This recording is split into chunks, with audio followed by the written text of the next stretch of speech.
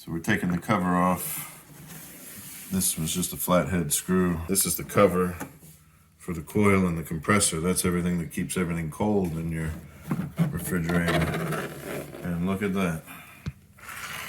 That's the compressor. And then that's the cooling coil, which look, how's any heat supposed How's that supposed to cool down? Yeah. That's crazy. Alright, so now let's just vacuum it out, right? Let's clean that sucker up as best we can. And it's delicate.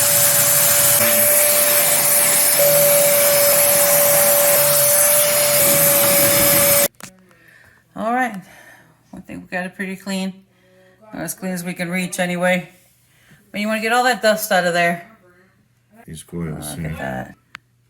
Nice job. This is under the refrigerator. Put